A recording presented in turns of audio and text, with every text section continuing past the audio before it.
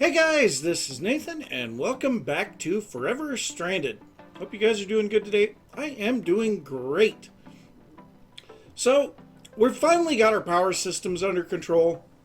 We've got a decent amount of minor automation, and I think now it is time that we address the thing that has kind of been looming over me for quite some time, and that is this chest right here, this strongbox, that has slowly been emptying as time has gone by. And yes, I have made a few new things to add to it, like this pot roast, and I think the orange chicken is a new addition. There might be a couple other things, but yes, we are running low on prepared food. Now, we have plenty of raw food over here, and we also have a decent sized farm over underneath the shuttle. But we need to get some of this stuff a little bit more automated. So the first thing that I would like to do for that is to look into cooking for Blockheads. So, of course, this is a mod that will help us out a lot with figuring out what foods we can cook and things like that. So let's go ahead and get up here to our storage system and just go ahead and make everything. So first we need the cooking table, which enables the crafting abilities. Now for that we need this Cooking for Blockheads 2 book. And that is made with the book in 2 diamonds into crafting tables, and this Cooking for Blockheads book is made by cooking a book of all things. So let's go ahead and grab a book, and let's head down here, toss this into there, and there we go. And then we can make our book 2.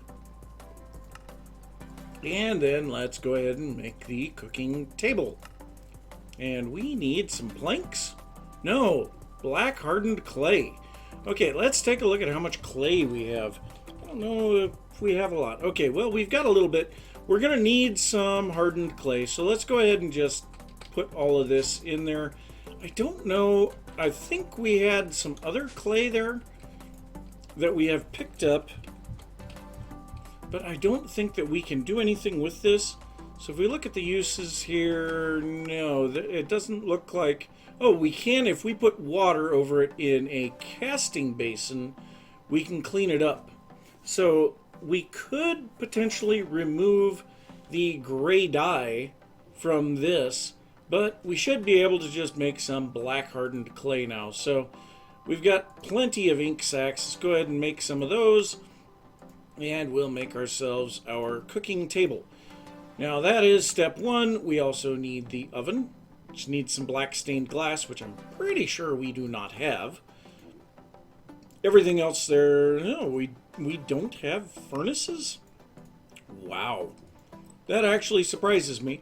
So this will make the oven, and then we need the fridge, which is just chest and an iron door, which I'm pretty sure we do not have any iron doors. So we'll go ahead and grab that.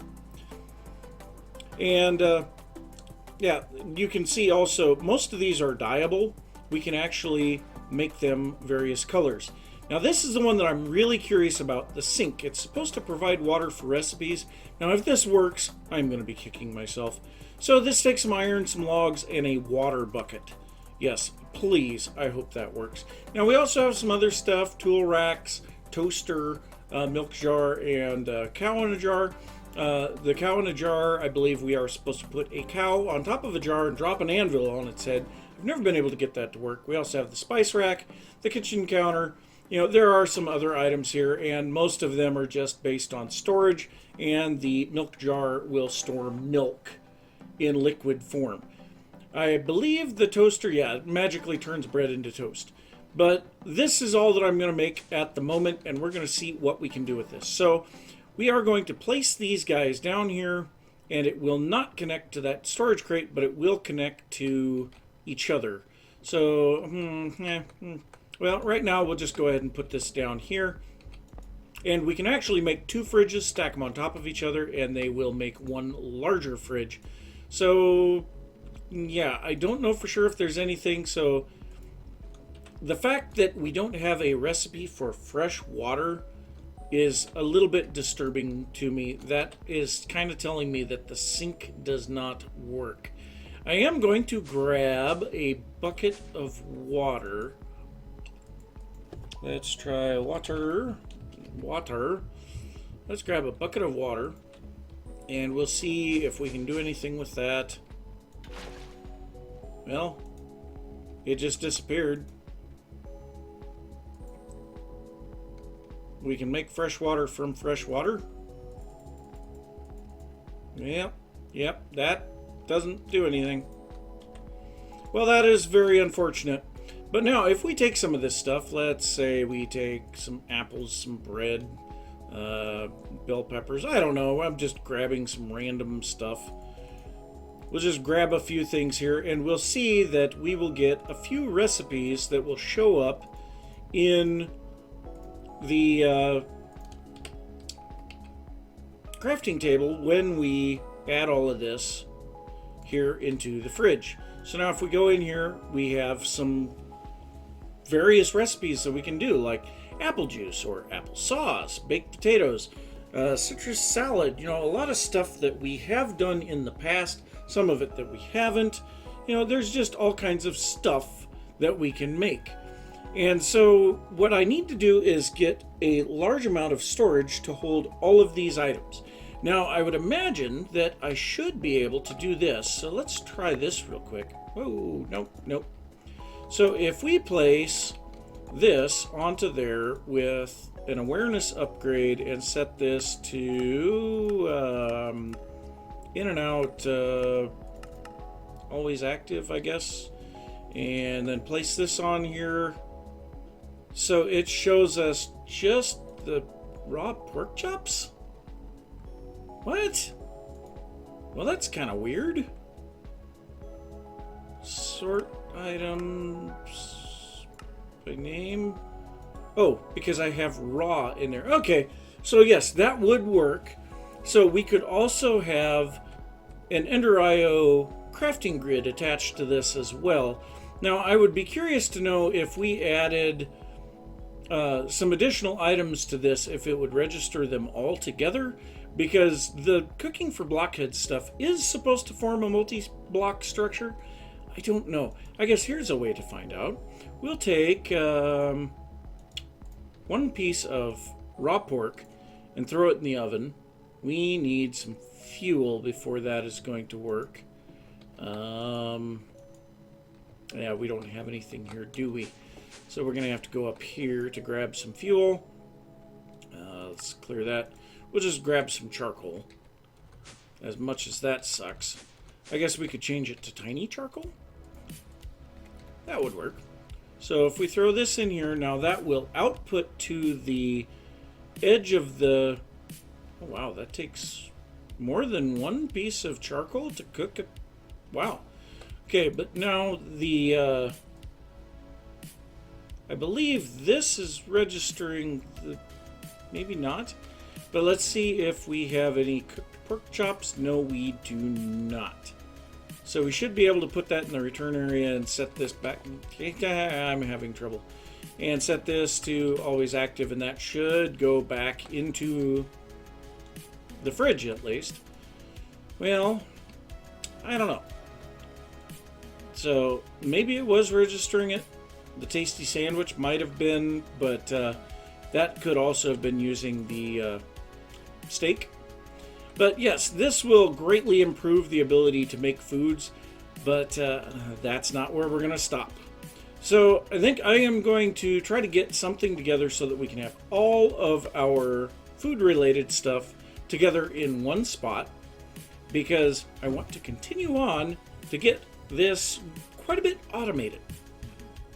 Now, before I get too carried away with doing things for cooking with Blockheads, I do want to try one more thing to be able to have an infinite water source, and I'm sure you guys are down in the comments putting in, just use extra utilities, it'll give you an infinite water source, and yes, I know it will, and we might end up using it, but I want to try something else first. So in Pam's Harvest Craft, we have this well, and I have never seen anyone actually use this thing. So I would like to see what it does, because it is a little bit on the expensive side, so I would hope it does something. So for this, we need some reinforced obsidian, which is going to take some dark iron bars, dark steel, and obsidian.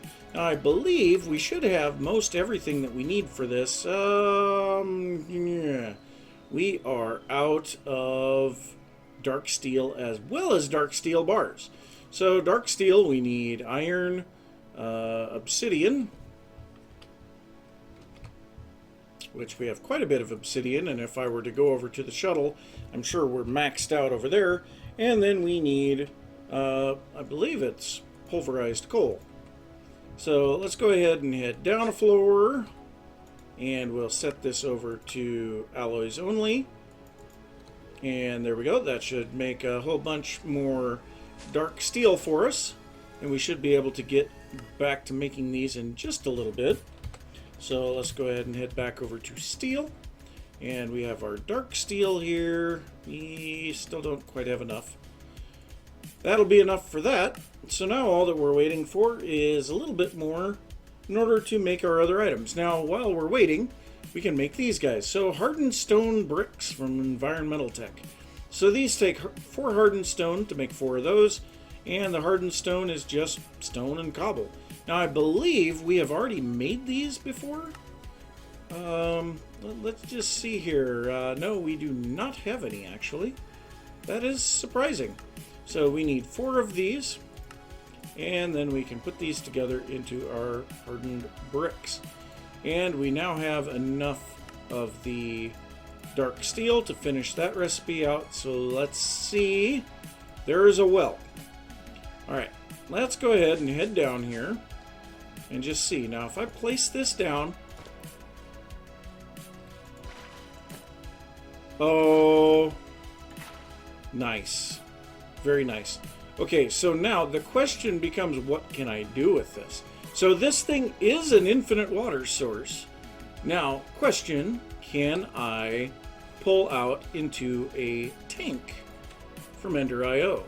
So let's go ahead and set this on here. We will go ahead and just clear everything. Can I please just clear everything here? And okay, so on the bottom, let's go ahead and put this to pull. No, it is not doing anything, but I can pretty much guarantee we could use a mechanical user, because that was definitely giving me water in the bucket. So that is a possibility. The other thing that we could check is to see if just a fluid conduit would pull out of there. So let's grab a fluid. So we have a pressurized fluid conduit here. And I guess we also have the... we have these guys, the hardened fluid ducts, and we'll grab a servo for that, just in case this works. And we also have an ender fluid conduit. Let's go ahead and take the ender fluid conduit instead. So let's just see what we can do here. So if we place an ender fluid conduit, okay, so that does not connect on the top. We'll just try it anywhere else. Doesn't really look like it wants to connect. So where's my wrench? Must be over here. Yep. And let's go ahead and turn this over to fluids. Hello? Why do you not work? I don't know. Okay, so you, can we do anything with you? And if this doesn't work, I'm going to be a little disappointed. So let's go ahead and try this over on the side.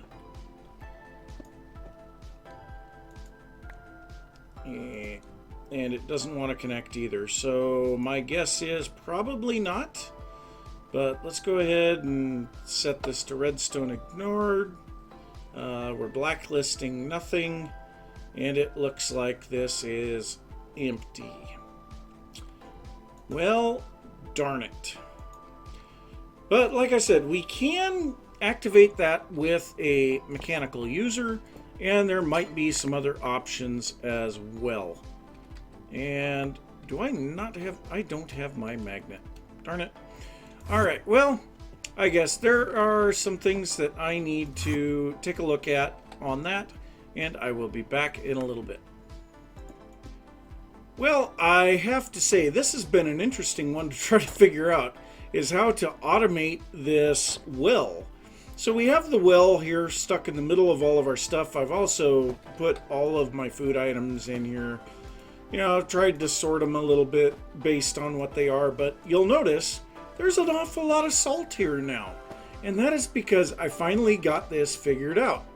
So we have our mechanical user here using a bucket on the well.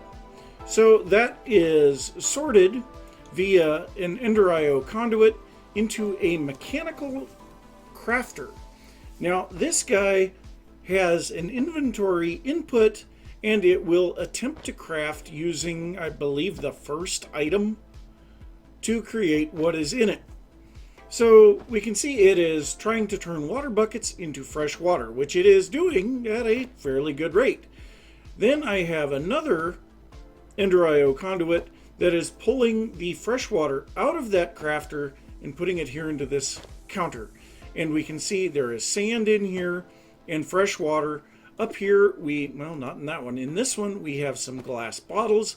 And so we can come over here now and go, salt, yes, please. And we can make a couple stacks. How about a couple more? You know, so yes, we can make lots and lots of salt now, which is something that we just could not get before. And that opens up so many recipes that we have been avoiding. You know, curry rice. This is something that we could very easily make once we get some coconuts, which, you know, I haven't messed with because we haven't been in need of that for anything.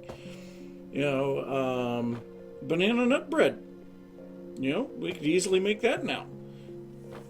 There's a lot of stuff here. A sweet pickle, because vinegar also, you know, whatever. There's lots of stuff that we can do now that we couldn't do before, and that is a great thing for me. You know, especially things like this raw tofaken. So we don't have to have pigs, we can use tofu. So that is great. We have plenty of salt available. This thing will fill up basically until, you know, our counter here is completely full of water. Now, because of that, I am going to put a bunch of sand in there as kind of a filler to make it to where it doesn't run forever. So we're going to put that much sand in it, because sand is required for this to make salt. Now the other thing that is required is glass bottles, which we have to craft because they are used. As you can see, we've run through a couple of stacks of glass bottles. So I'll also need to keep a ready supply of glass bottles in here for salt, and that could be something that we could set up an automated system here just to, you know, create sand from a cobblestone generator, cook the sand into glass, craft some glass bottles, put part of the sand into a storage unit, part of it into the glass bottles, and yeah, I mean that would be ideal, and then we could just keep a ready supply of salt. But yes, very nice. This is actually completely set up now. It may not look the best in the world. I've got a little bit more work to do on it. You know, and I'll also use some conduit facades to kind of clean up the underside. And I don't know, I may hide this well.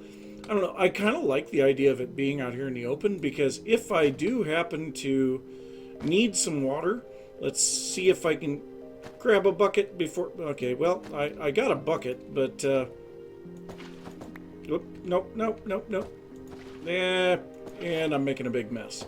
Okay, so we can dump the bucket in there, but if I needed a bucket of water, and I had a bucket with me, I could just come up here and grab one right out of the well, which that would be kind of nice. So I may leave that exposed. I don't know. I'll have to see what the aesthetic looks like.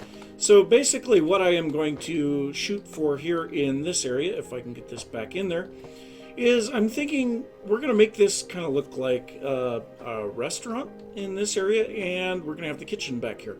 So, you know, I don't know if we'll wall it off or what, but yeah, we might as well make it look good. aesthetics are kind of a thing. But now we need to look at how do we go about making sure that we have all of the items that we need for this. So that's where the next one is that I talked about we were going to look at in this episode. And that is the Phytogenic insulator. This guy here. So this is going to be a little bit of a difficult thing to make because we need lumium. So lumium is not an easy thing to get. We need lumium blend for this. And I believe, yeah, we can just make lumium blend. I would prefer to use this through the induction smelter. I don't think, oh, no, it's actually not nearly as hard as I thought it was going to be. We can actually use our alloy smelter. I was thinking that we were going to have to get the energized glowstone, which the energized glowstone requires, I believe, yeah, the magma crucible. I thought we were going to have a whole bunch of a rabbit hole here, but no, we just need... Wow, that is nice. We just need to do some stuff in the alloy smelter. So we need some tin, some silver, and some glowstone. That's going to make 4 of them. Wow, that's actually really, really easy. So, let's see here. We need 3 tin, excuse me, 1 silver, and then we need a glowstone block or 4 dust. And so we'll grab 4 dust because we have no blocks. And let's go ahead and get down here and throw this in here real quick. That's going to go ahead and make us our lumium. So this thing isn't near as bad as I thought. Now we should already have everything that we need to make that. We need a machine frame. So for this we need a tin gear. So let's go ahead and make one of those. Get this should be able, yep, we should be able to make our machine frame with that. Make a couple of copper gears, and then our lumium gear, and a redstone reception coil, and then we should be able to make this. So there's our Phytogenic insulator. So this thing does need power, and for now we'll just set it somewhere. Well, we'll set it here in just a second. Now to make this thing work, we need... Now, if we look at the recipes on this guy, we need phytogrow of some kind. Obviously, the fluxed phytogrow would be the absolute best, giving, you know, in the case of a potato, 12 potatoes per fluxed phytogrow, and 150% chance of a poisonous potato. And we have tons of chances of seeds with all of these, but we need water, and we need phytogrow. So let's go ahead and... The rich phytogrow would be really nice, but we need rich slag for that. Oh, and we can take regular phytogrow and combine it with bone meal, which we have tons of bone meal. But we have to start with something. So we're going to start with our regular phytogrow. Now this we need charcoal dust, niter, and slag. And this is part of the reason why I was messing around with the induction smelter, because we need these really, really bad. So we're going to make a few stacks of this. We have quite a bit at the moment, and we're going to throw this back in here. Now, if we go back over here, our rich phytogrow, recipes please, we need bone meal to go along with this. So now this we should be able to make full stacks at a time. So we'll make a couple of stacks. Now to go on to the fluxed phytogrow, we need an energetic infuser. Now I have not looked at what this is going to take. It's actually not terribly bad. We could make that, and you know what, we're going to. Why not? This, it seems like it would be pointless not to get that next step and make even more use of our stuff. So let's take a look at energetic. The energetic infuser. This will make things a little easier. So we need 2 of these transmission coils. We need a conductance coil. We need a reception coil. Well, that is not a reception coil. A reception coil, and then we need the machine frame and a couple of copper gears. So yeah, not horribly bad to make that guy, and there we go. So now, if we take this down, let's go ahead and go down to this floor, because this is probably going to be the best place to do this. So we'll start out by placing down our energetic infuser here, and we'll throw in some phytogrow, some rich phytogrow, and this will slowly convert into the fluxed phytogrow. So then we will go here, and we should be able to place down our Phytogenic insulator. We'll go ahead and turn everything off here and turn the back to input for water. Can we get it to just input for water? No, we have to do it for full inputs. Okay, well, that kind of stinks. But now what we can do is grab a little of this fluxed phytogrow, put it in here, and we can go grab ourselves some seeds. So let's say that we want some rice. Well, we happen to have a rice seed here, and so we'll take this back down to our Phytogenic insulator, and we can throw in a rice seed, and we can see it gets really bright, and this will slowly, and of course all of these can be upgraded, but it will slowly run this through the system.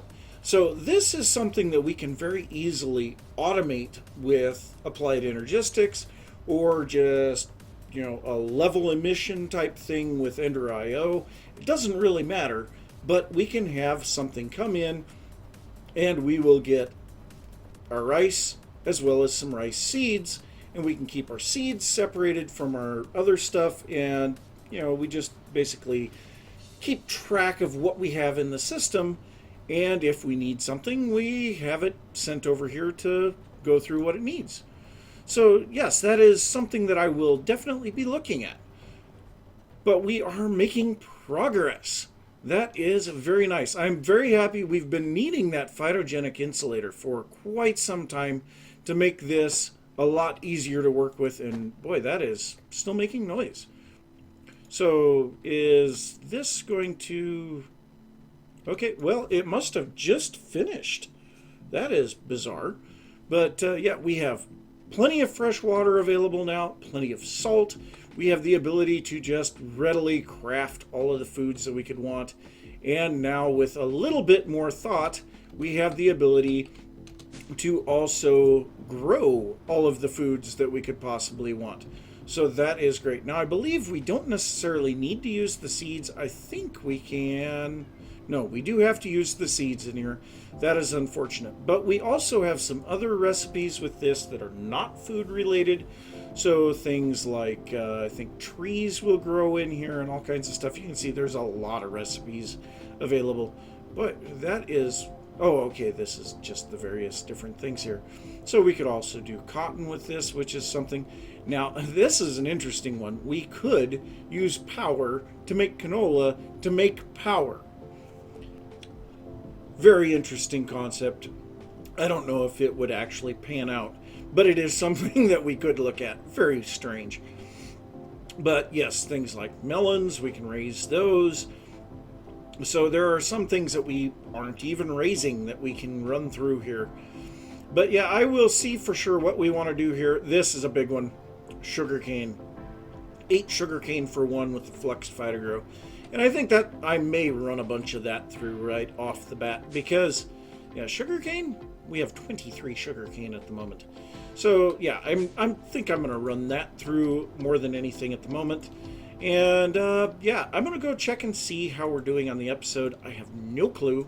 So I will see you guys in a little bit. So with 2 upgrades and 2 reception coil augments, these guys are really going a lot faster. So without any of the augments, we were using, I believe it was 20 RF a tick here. We're now at 300. It was at 100 before any of these reception coils were put in. You can see if I pull one out, it goes down to 200. So yes, makes this go a lot faster. You can see that you can see just it's hugely faster. And the same thing over here with the Phytogenic insulator. So this thing is just going ridiculously fast in comparison to what it was before. And this guy is now using 120 RF a tick. So, yes, very nice. This will speed things along quite a bit better. We have 2 more upgrades available. We can go to Signalum still, and then to Resonant. And the Signalum, I think we can make that right now with copper, silver, and redstone. But the resonant, I'm not sure, because these Indirium ingots, hey, we can make those. So we do need Indirium base and Pyrotheum dust. The Indirium base, yeah, we need platinum for that. So we're getting into some stuff that we haven't really messed with in the Pyrotheum dust. We have sulfur available, we have blaze powder available. So yes, I believe we should have everything that we need for that. But yeah, we're going to be pushing into some things, and then we need aluminum gears. Yeah, it's fun, fun, fun. We haven't done anything with the platinum yet, and we have quite a bit of it down in the storage area.